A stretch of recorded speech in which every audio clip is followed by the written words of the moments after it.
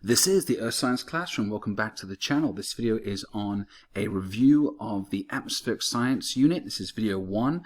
This will be on the atmospheric composition, atmospheric layers, each layer's description and definition, and looking at temperature profile and looking at the pauses. So we have this graph and we have altitude on the y-axis, temperature on the x-axis, and we're looking at a starting point of around 15 degrees Celsius.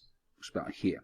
Now, the temperature profile is the side view of how the temperature changes with altitude as it goes through the atmosphere. So the atmosphere really goes from 0 up to around an average of 100 kilometers. Now, the difference between space and an atmosphere, this line is a not consistent, but a generic point of there being no more air molecules and it becoming what's called a vacuum. So it's the absence of air molecules defines space. Now space is full of other stuff, but there's no air molecules. So radiation can go through this vacuum and interact with our atmosphere from the sun.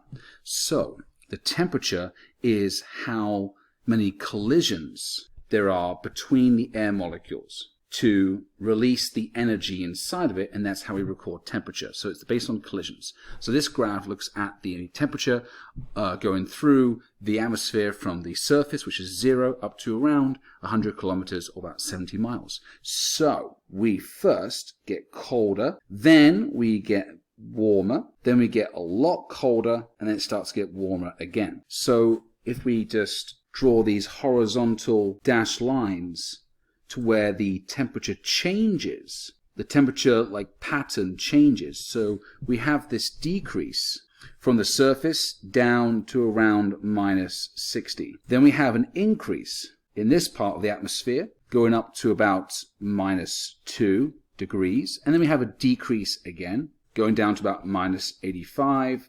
And then an increase again in this part of the atmosphere that's really high up. So we can say this is about 15 kilometers, this is 50 kilometers, and this up here is 85 kilometers. These lines that are called pauses, they pause because it's a change in what the temperature is doing. And this can separate the atmosphere into its 4 distinct layers. This would be the troposphere, as in the lowest layer, the layer by the surface, and this would be the tropopause, and this would be the stratosphere, the next one up, between 15 and 50 kilometers, and this would be the stratopause. So it's where the stratosphere starts to end and the new layer begins. This new layer in the middle is called the meso or mesosphere. Meso means middle, and this would be the meso or mesopause, again the end point or the ceiling or the roof of mesosphere, and the new layer starts, which would be the thermosphere, and thermo means heat. And this thermosphere can exceed up to around 3,000 kilometers away from the surface, and we start to gradually go into space, which again is the absence of air molecules, so can't really feel temperature. So the troposphere has certain conditions and certain attributes that we need to know. The troposphere gets colder, temperature gets colder as you go higher up into the pause, which is minus 60, and then obviously minus 60 it stops rising because it's too cold. Cold air doesn't rise, cold air sinks. That's going to start to create our GCMs, or our general circulation models around the atmosphere. Looking at the weather and climate exist in this layer mostly. There is some stuff in the stratosphere, but majority is in the troposphere. Weather is daily conditions and climate is long-term over a 30-year average. Our winds, our trade winds, our easterlies and westerlies all occur in the troposphere. Our jet streams and Rossby waves, they generally occur in the troposphere. And we have the majority of the atmospheric pressure and atmospheric mass in the troposphere caused by gravity, and also our human society and everything we do as humans basically is in the troposphere, except for any satellites or the space station, which is in the thermosphere. And the pause can range between 7 kilometers over the polar regions, North and South Pole, up to 20 kilometers over the equator due to the intense heat and rise in air over the equator. So looking at the stratosphere, the next layer up, it's above the troposphere, and below mesosphere it's between 15 and 50 kilometers in altitude, so it has a thickness around 35 kilometers. It is obviously a larger layer than the troposphere. It has less mass and less atmospheric pressure. There's less air molecules up there, so the atmospheric pressure is less. The temperature increases with altitude, which is the opposite to the troposphere, and this is caused by the presence and concentration of ozone. Ozone is a gas that's made of 3 oxygens combined by covalent bonds. It's a very strong, larger molecule, and it's made up of the diatomic oxygen, which is O2, which we breathe, and the single oxygen, which is called atomic oxygen. So you add 2 oxygens plus 1 equals 3 oxygens, which is ozone. Now, this is formed because of ultraviolet or UV radiation that comes from the sun. It is a short wave radiation that's shorter than the purple wavelength, which we see as purple color in that rainbow, the 7 main colors. Purple or violet, which is one side of the visible light spectrum, it's beyond that. So it's a shorter wavelength than violet. We call it ultraviolet. We can't see it. It's visible to our eyes, but it forms ozone by breaking down O2 into 2 single oxygens and then adds it onto the existing O2. So 1 oxygen plus O2 equals 3, and that's what we call ozone. And this molecule has a great property. It loves to absorb and eat ultraviolet light, as well as break it down. It absorbs it. That absorption of the energy is going to heat up the atmosphere around it, so therefore the stratosphere gets warmer with altitude because of the concentration of ozone at that altitude. It gets to the pores, which is around 50 kilometers, and then ozone starts to diminish. There's no more ozone at that altitude, so therefore it goes back into cooling down with altitude into the next layer, which is called the mesosphere. So now we have the meso or mesosphere. This means middle. Meso means middle. And it's above the stratosphere, it's below the thermosphere. So it's between 50 and 85 kilometers, about 35 kilometers thick. It really has no distinguishing characteristics except for it does decrease with temperature as you increase in altitude. So as you get higher in the mesosphere, it gets colder and colder and colder, down to a minus 85 degrees Celsius around that, which is the coldest part of the atmosphere. And that is where the mesopause exists, because then it starts to get warmer into the thermosphere. Now, the cool thing about mesosphere is there's enough air molecules due to the atmospheric pressure and also the gravity. There's enough air molecules that when a rock from outside of our earthly system, our planetary system, which we call an asteroid, when it enters the atmosphere, we call it a meteor. Now, this meteor is going to come through the thermosphere and enter the mesosphere. It's going to enter an area where there's a larger accumulation or concentration of air molecules, because you're getting close to the surface, and this added with the speed of entry of this rock being around 30,000 miles per hour, when it hits the air molecules, you get a lot of friction. And there's enough friction to cause the rock to actually combust and burst into flames. So you see this fiery rock coming through the atmosphere, and we call this a shooting star. Now, if it does go through the mesosphere, it is designed really to break down this rock to not have an impact on the surface, but occasionally these rocks do get through the mesosphere and the stratosphere and the troposphere and do make impact with the surface, which we then call that rock a meteorite. And they cause craters, and like with the dinosaurs and the KT extinction, they can cause a big issue for animals and life on the planet, mainly an extinction level event. So the mesosphere really is that first layer of defense where the air molecules could break down this space rock, this meteor, from eventually hitting the surface. Then we're on to the thermosphere. Now, thermosphere, thermo means heat or thermal energy, so we're looking at a layer that's heated. Now, where is it heated from? It's heated from the first kind of interaction with radiation from the sun, the EM spectrum. So it's going to be heated by radiation, by UV, by X-ray, by microwave. It's going to be heated by these energy wavelengths, and the individual air molecule is going to be heated. Now, because there's so little air pressure, there's 0.0001% of the pressure at the surface, the air molecules are really free to go really far away from each other. So if they get heated and have all this internal temperature and kinetic energy, the air molecules cannot collide with another air molecule because they're too far apart.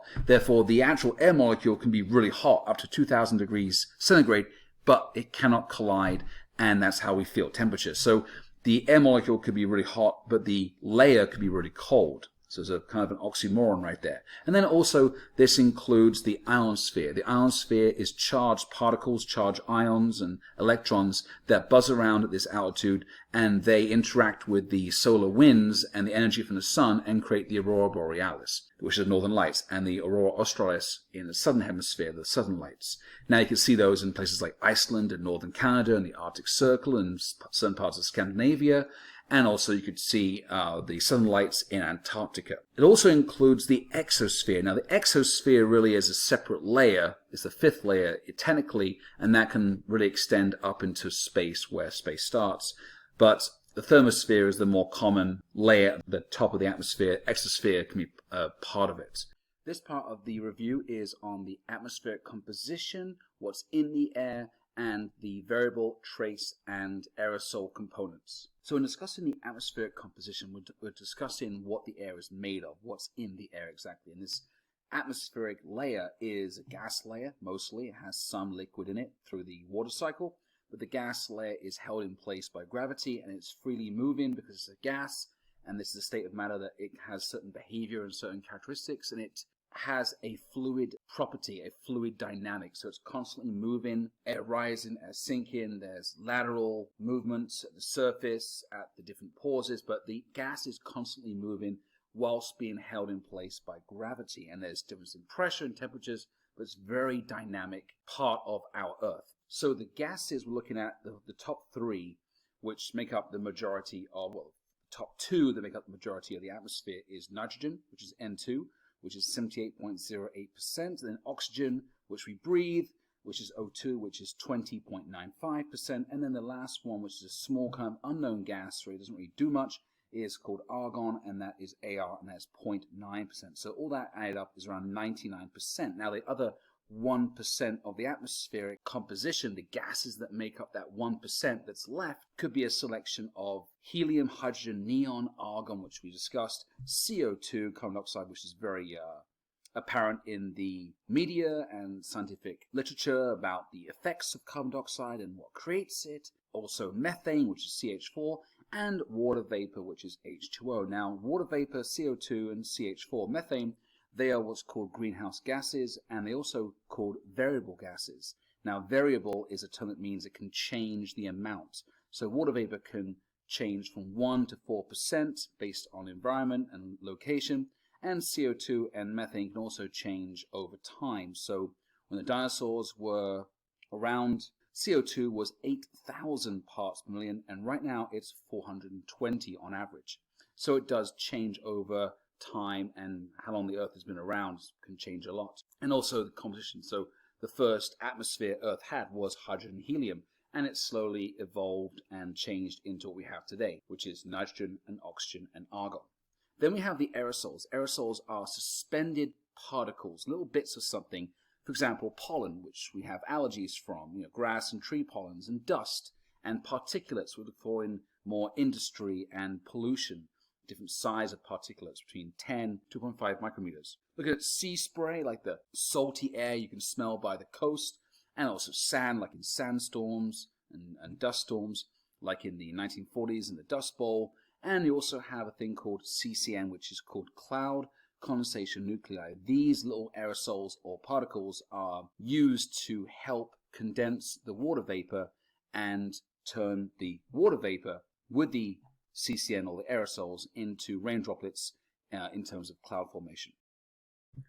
This part of the atmospheric review concentrates on adiabatics, why hot air rises, why cold air sinks, looking at atmospheric pressure, energy, and what's called kinetic energy in the air molecules. So part one of this would be to explain what an air parcel is. An air parcel is a unit or an area of the atmosphere that contains air molecules that scientists use to look at in more detail and more focus for anything that changes within this atmosphere. So we add heat, what happens? You can see it in a small, very isolated area called an air parcel, rather than taking the entire atmosphere as one big lab, which is extremely hard to do because it's so many different moving parts in the system. So you take a single air parcel to see what's going on.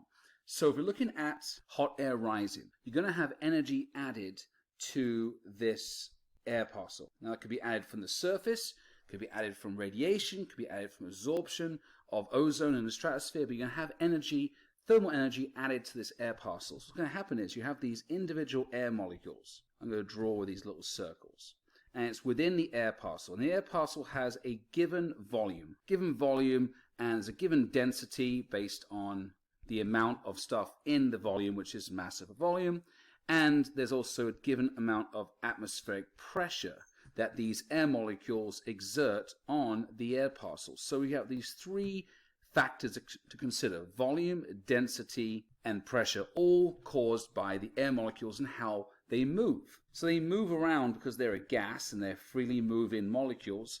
And the increase in thermal energy, you're going to increase the amount of movement, which means that they'll have more kinetic energy and also more potential and internal energy within the air molecules. Now, this kinetic energy will make the air molecules move more, and they'll be more excited, and they're going to move faster and in a greater distance. What's going to happen is that will apply more pressure onto the size of the air parcel, and it's going to make the volume change. Now what happens is the air parcel is going to increase in size, therefore increase in volume. And if you have the same amount of air molecules present inside the air parcel, then you're going to change the density.